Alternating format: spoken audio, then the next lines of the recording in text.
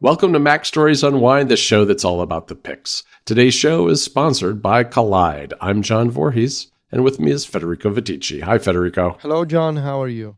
I'm doing all right. You know what? I learned something today that Apple is getting better at its beta download automatic service. You know how when you set up a beta to automatically download in the background like overnight. I don't know about you, but it's never worked for me on Yeah, the it never iPhone. worked before. Ever. Literally never worked. So I don't actually worry about those things. I just, when I have some time, I'll update. And so I started doing the same thing on my Mac. I still had the beta profile installed for Ventura, but I didn't really want to get on the beta of Ventura. But one morning I came down to my office and I was logged out overnight and everything had quit. And now it was all starting up again, and lo and behold, I had the macOS Ventura beta installed overnight. Fortunately, we're late. We're late in the beta period. I've never had much luck with the betas automatically installing on the Mac in the past either, but this time it did, and so I guess I'm going to have to be more careful about that. I mean, I haven't really heard of any major problems with the latest Ventura 13.3 beta, but there's not like any major features. So generally in these interim periods, I like to keep my Mac on whatever the released version is, just in case there are bugs introduced and I don't have problems getting my work done. But that's my beta story. Very nice. Very nice. That's good to hear. I don't have any. Well, I only have a beta going on the iPhone right now, and I noticed that what are they called? The security responses, like the smaller updates that they can now push out very quickly. Like those always install in the background. They do. Do you think they're actually doing that, or are those messages just like tests? Like I've gotten a couple of those during the iPhone beta season. Are you saying that the message is a lie? Yes, maybe. I mean, maybe it's just a test part of the beta. I mean, that there's not actually a security update, but they're just testing the functionality with, I don't know, an empty file or something, or just a notification. I saw someone, I think, speculating to that effect in our Discord, and I was kind of wondering if maybe that's what's going on. But maybe there have been security patches during the beta period. Who knows, I guess. All right. Well, so I have a relatively small and really fun pick for this week's episode of Unwind. My pick is a YouTube video, which is the final part of a series that is now ending. It's ending with part 4, which just came out, and the creator of this series is actually stopping making videos. So I'm referring to part 4 of the new and improved Everything is a Remix series. I've always loved Everything is a Remix, made by Kirby Ferguson. Yeah, me too. I believe the original Everything is a Remix series came out a decade ago, somewhere around, I want to say 2012, 2013 maybe. And I can tell you that series, that original video, which I believe was founded on Kickstarter. I believe there was some kind of campaign involved, and I backed the campaign. But I can tell you that 10 years ago or so, whatever it was, that YouTube series, really a long essay. By the end, you could watch the entire thing as a single documentary. It was released in installments, and I rewatched it again, finally, at the time. But that documentary changed my life, really, because it changed my perspective of what it means to be creative. And Kirby was able to consolidate through a very well-researched and very well-presented video essay. He was able to consolidate thoughts that I didn't even know I had. Just the idea of, in the entire arc of human history so far, creativity, as always, and largely has always been and will continue to be about remixing existing information, turning our knowledge into something inspired by something that came before, but that also becomes something new and slightly different that really encapsulates how the human brain works. And this is sort of related to a discussion that we've had on App Stories recently. And the reason why I want to point out to the final installment in the new Everything is Remix series is because of this very concept. that we touched upon a while back on App Stories. So Everything is Remix. Kirby announced, I think a couple of years ago, that he was going to redo it all. After making the other excellent documentary, Everything is a Conspiracy Theory, which I also very much enjoyed, he said, I'm going to try my hand at redoing Everything is a Remix and modernize it to account for some technological changes that have occurred in the past few years. Mm-hmm. And in the final part, and Kirby was very, very honest, very open with it. It was like, I'm going to stop making videos. This is going to be my last video. I'm going to do something else with my life moving forward. And I'm very curious to see what Kirby will do in the future. But he said, this is going to be the last one. So enjoy it. And I always find it so bittersweet, but also inspiring to see someone say, this is what I've done. This is it. That's it. I've done it. I needed to do something and I've done it. And I want to do something else. But in this final part, obviously, he talks about AI. He talks about generative AI, such as ChatGPT, Stable Diffusion, DALL-E 2, all these new AI models that can be quote-unquote creative. And I guess I'm gonna spoil the video, because if you listen to App Stories, this is exactly what I said. And the reason why I love this video, it's 20 minutes. So it won't take much of your time, but of course you can go back and watch part 1, 2, and 3 of the new Everything is a Remix series. If I were you, I would also watch the original, but maybe start with a new one. The theory is, while AI is impressive at remixing information, at creating something that makes some sense, whether it's the spoken word or a painting, it can never truly create like the human brain can, because creativity in humans is always and always will be directly tied to emotion, to feelings, to being born, to falling in love, to having a friend, to grief, to loss, to having a parent die or a friend die.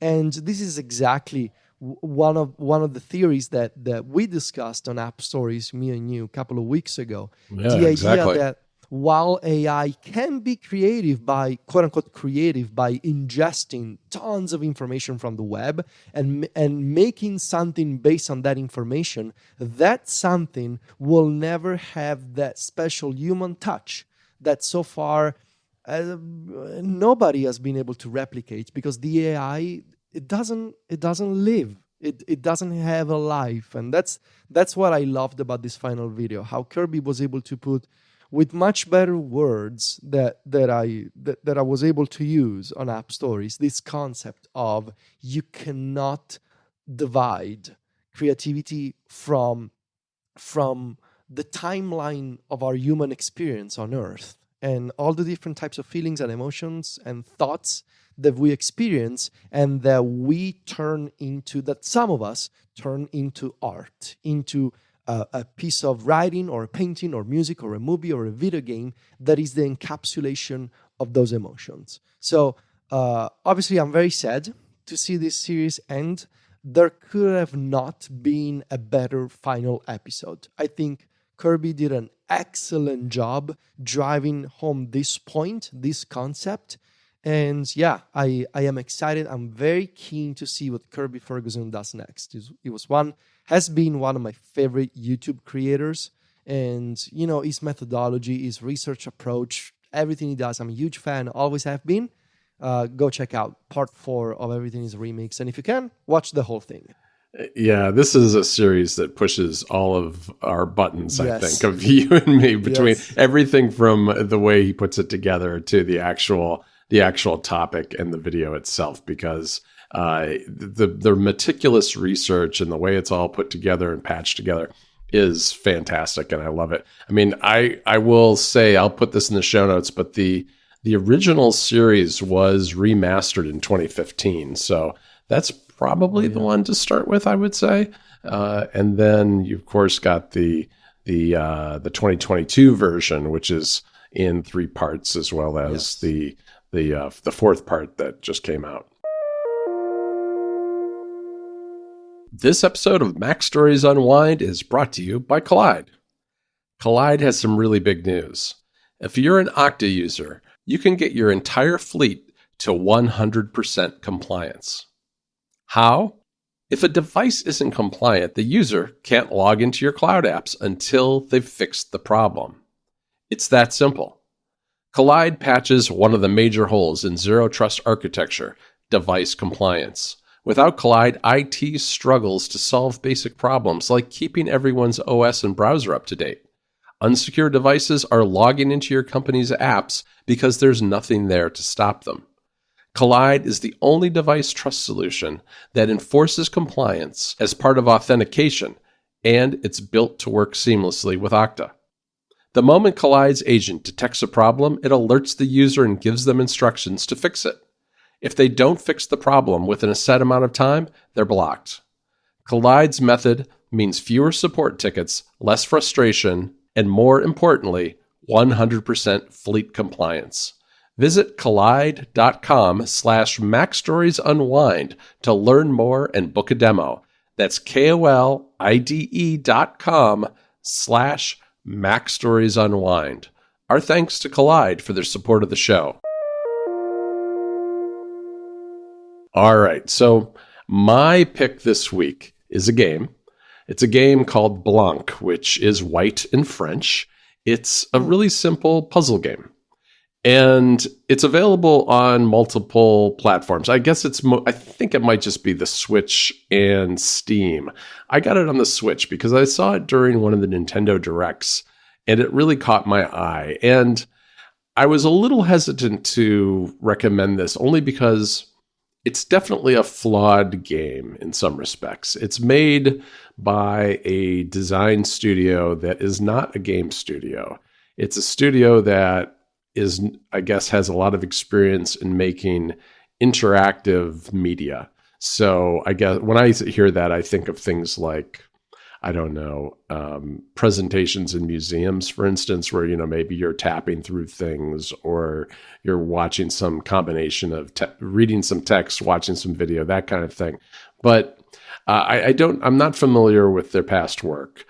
But during a game jam in Quebec, Canada, there was a huge snowstorm, and that spurred the idea behind Blanc, which is a story about a deer fawn and a wolf cub that are separated from their families, and there's just been a huge snowstorm, and they need to find their families. That's kind of the backstory premise, which is not spoiling anything because it's immediately the thing that once you start the game up.